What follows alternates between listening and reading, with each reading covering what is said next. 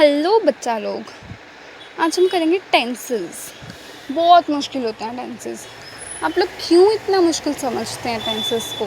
Tenses बहुत easy होते हैं। आज मैं आपको बहुत इजी तरीके से पढ़ाऊंगी टेंसेस क्या होते हैं। What are tenses? So let's start. Tense is a form which show the time of an action. क्या वो शो करता है? वो शो करता है कि जब हम कोई कार्य करते हैं वो उस चीज़ को शो करता है कि वो किस टाइम पे हुआ है। Time of an action and its degree of completeness. 3 types होती हैं टेंसेस की। First past tense, second present tense, third future tense. Past tense, present tense and future tense. Past tense को हिंदी में कहते हैं भूतकाल। भूतकाल का मतलब क्या होता है?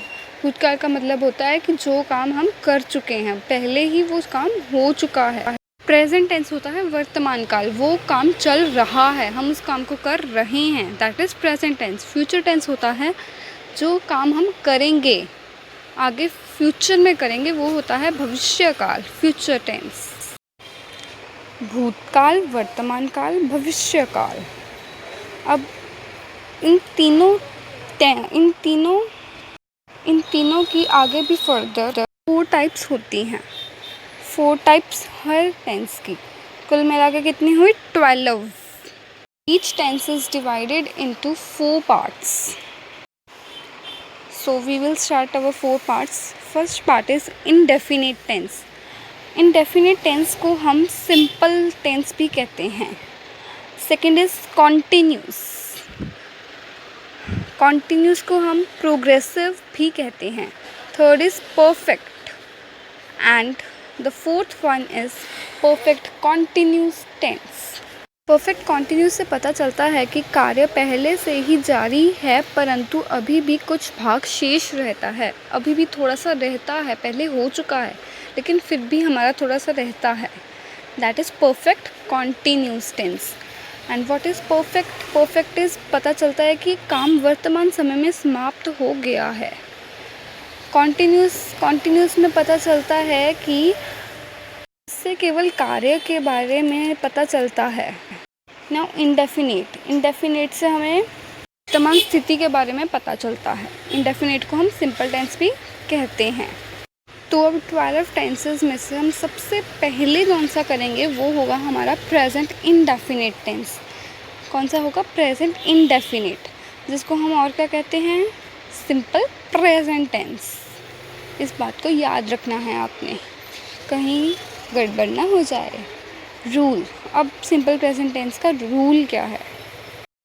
सब्जेक्ट प्रेडिकेट तो पढ़े ही होंगे बचपन में। तो subject plus first form of the verb. Verb की हमने फॉर्म्स की थी ना, वर्ब की फर्स्ट फॉर्म, वर्ब की सेकंड फॉर्म, वर्ब की third form. Here is verb की फर्स्ट फॉर्म प्लस एस और ई एस, या तो एस या E S plus object. Object को और क्या कहते हैं? प्रेडिकेट। जिसने आंसर दिया उनको शाबाश। इंडेफिनिट टेंस वहाँ लगता है जहाँ पे whether the action is complete और नॉट, हमें पता नहीं है कि वो एक्शन हो चुका है या नहीं हुआ। Then next point is singular के साथ हम एस और ई एस लगाते हैं, बट प्लूरल के साथ हम एस और ई एस नहीं लगाते। अगर सब्जेक्ट आपका होता है राम, देन उसके साथ एस और ई एस लगेगा वर्ब के वर्ड के साथ, लेकिन जो वर्ड प्लूरल होगा उसके साथ नहीं लगेगा। जैसे वी के साथ एस और ई एस नहीं लगेगा, अवर के साथ नहीं लगेगा। अफर्मेटिव की ये रूल थी। अब नेगेटिव की रूल क्या होगी? नेगेटिव क्या होते हैं? जिसमें नॉट आता है। Then subject plus do not or does not. Simple present tense में ही होते हैं डू और डज, हमें ये याद रखना है। प्लस वर्ब की फर्स्ट फॉर्म प्लस ऑब्जेक्ट और प्रेडिकेट कंफ्यूज नहीं होना है। अब डू के साथ क्या लगेगा? प्लूरल। वेरी गुड, जिसने आंसर दिया उसको शाबाश। एंड डज के साथ क्या लगेगा? सिंगुलर। सिंगुलर मीन्स एक जाना एंड प्लूरल मीन्स ज़्यादा जाने। तो हमारे पॉजिटिव भी हो गया, हमारा नेगेटिव भी हो गया। अब हमारा कौन सा बचा? Interrogative. What does interrogative mean? Interrogative का मतलब होता है क्वेश्चन वाला सेंटेंस, जिसके पीछे क्वेश्चन मार्क लगता है। Starts with do or does. Subject, हम क्वेश्चन शुरू करेंगे डू से या डज से, फिर आगे हमारा आएगा सब्जेक्ट, फिर क्या आएगा बच्चों बताओ, जल्दी जल्दी बता दो। वर्ब की कौन सी form? First form. Very good मेरे शेर बच्चों। Do or does plus subject plus first form of the verb plus object, पीछे क्या लगेगा? Question mark. अच्छा, कोई भी चीज़ समझ किस चीज़ से आती है? एग्जाम्पल्स से, इसलिए हम एग्जाम्पल्स ज़रूर लेंगे। So first example is I go to temple. ये कौन सा सेंटेंस है?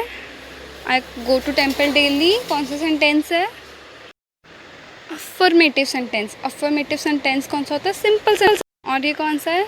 सिंपल प्रेजेंट टेंस, क्योंकि यहाँ पे आई के साथ क्या लगा? गो।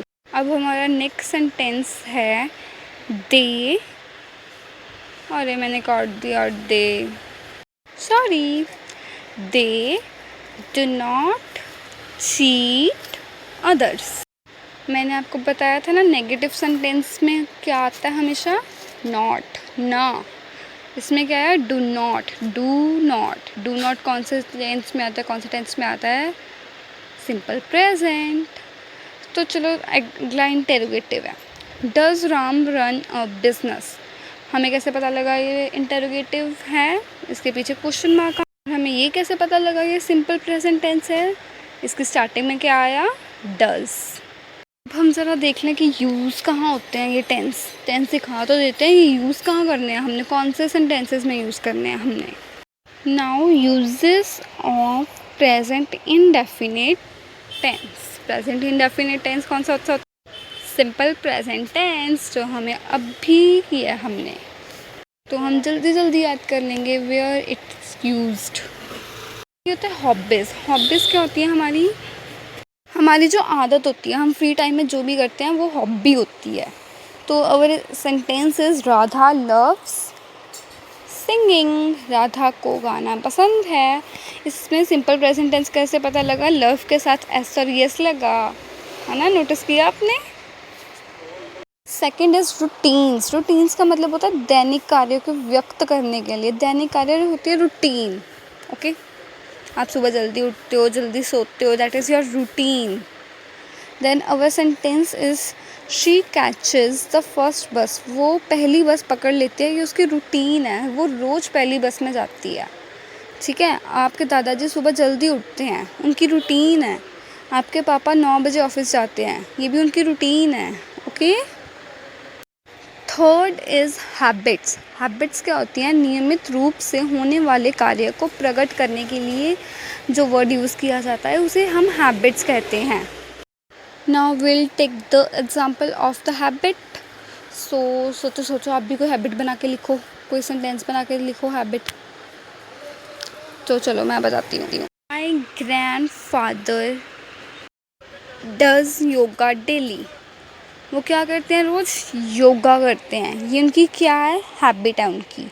वो नियमित रूप से करते हैं, रोज़ करते हैं। आप रोज़ सुबह जल्दी उठते हो, ये आपकी क्या होती है? हैबिट होती है। आप रोज़ दूध पीते हो, ये आपकी क्या है? हैबिट है। ब्रश करना आपकी हैबिट है। एंड द फोर्थ जो है वो है जर्नल ट्रूथ्स और परमानेंट ट्रूथ्स। ये वो चीज़ है जिसको आप चेंज नहीं कर सकते, उस सेंटेंस को आप चेंज नहीं कर सकते। वो जर्नल ट्रूथ है, वो एक सच बात कह रहा है। वो सेंटेंसेस होते हैं जनरल ट्रूथ्स और permanent truths. These sentences express the truth. तो अब इसकी एग्जांपल, सच्चो मेरे शेर बच्चों, इसकी एग्जांपल हो सकती है, कुछ तो हो सकती है। एग्जांपल है God helps the needy. Then the next is scientific facts. वैज्ञानिक तथ्यों को बताने के लिए जो साइंटिफिकली प्रूवन, जो साइंस ने प्रूव कर दिया है, जैसे water boils at 100 degree Celsius, इसको हम कोई चेंज नहीं कर सकते। The sun gives its own light, इसको हम चेंज नहीं कर सकते। नेक्स्ट इज ज्योग्राफिकल फैक्ट्स, जैसे कि अर्थ हमारे सन के राउंड घूमती है, इसको हम चेंज कर सकते हैं? नहीं। जो सन है वो ईस्ट में उगता है, इसको हम चेंज कर सकते हैं? नहीं। और ये सारी चीज़ें कौन से टेंस में लिखी जाती हैं? तो present tense. Near future, future वो सेंटेंसेस होते हैं जो थोड़े से टाइम बाद आने होते हैं और आपको पता होता है ये ज़रूर आएंगे। जैसे आपके पापा रात को 9 बजे आते हैं और आपका बर्थडे आता है, ठीक है। Next is to express the present moment, मतलब कि होता है जैसे I live at Adarsh Nagar, हाल में या मौजूदा समय में घटित होने वाली घटनाओं को व्यक्त करने के लिए। 1 साल के लिए 10th में रहते हो तो आप लिखते हो ना, माई ब्रदर या I reads in 10th class, our office faces east. ऐसी चीज़ों को हम क्या कहते हैं, to express a present moment. Then next is in dramatic narratives, मतलब होता है इसका कहानी में घटित घटना को व्यक्त करने के लिए। For example in this film Amitabh Bachchan plays the role of an old father, it's in dramatic narrative sentence, okay. One more example is the hero meets the heroine at a platform. It's dramatic narrative. Then the next is running commentaries. इसका मतलब होता है running commentators को broadcast करते समय। अब इसका मतलब क्या हुआ, आपको एग्जांपल देके समझाती हूँ। Ronaldo takes the ball, enters the D of the opposite team, hits the ball and scores the goal, like this. ऐसे सेंटेंसेस को हम क्या कहते हैं, रनिंग कमेंटेटरीज। कमेंटेटरी होती है ना जब गेम होती है, वो रनिंग कमेंटेटरीज होते हैं सिंपल प्रेजेंट टेंस में। Next is conditional clauses. आप सबको ये तो पता ही होगा कि जो कंडीशन जब यहाँ कौन से सेंटेंस में कंडीशन लगती है उस सेंटेंस में इफ़ ज़रूर आता है।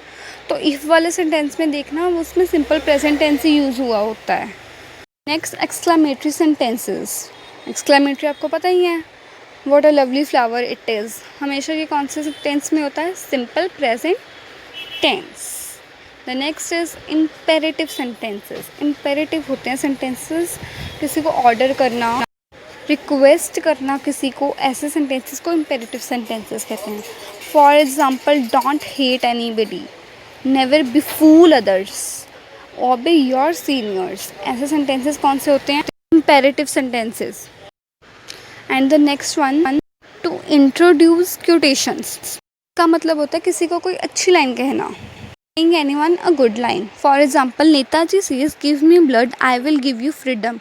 तुम मुझे खून दो मैं तुम्हें आज़ादी दूंगा। ये एक हिस्टोरिकल लाइन है, पता है ना आपको। ऐसी लाइंस भी मोस्टली सिंपल प्रेजेंट टेंस में होती हैं, ओके। यहाँ यूज़ होते हैं हमारे प्रेजेंट इंडेफिनिट टेंस। आज हम सिर्फ प्रेजेंट इंडेफिनिट टेंस करेंगे। अगली बार आई विल मेक श्योर कि आपको कोई पीछे से आवाज़ ना आए। ये मेरी फर्स्ट वीडियो थी तो थोड़ा मुझे भी माफ़ कर दीजिए। आई प्रॉमिस यू कि मेरी नेक्स्ट वीडियो में आपको आवाज़ नहीं आएगी पीछे से कोई भी। पार्ट 2 भी मैं जल्दी अपलोड कर दूँगी। We will learn past indefinite tense in our part 2। If you like the content please like the video, comment on the video और शेयर द वीडियो। यार थोड़ी बहुत ही कर दो, लाइक कमेंट व्यूज़ वगैरह दे दो हमें भी। एंड मैं आपको जल्दी पार्ट 2 भेज दूँगी, अपलोड कर दूँगी। Thank you.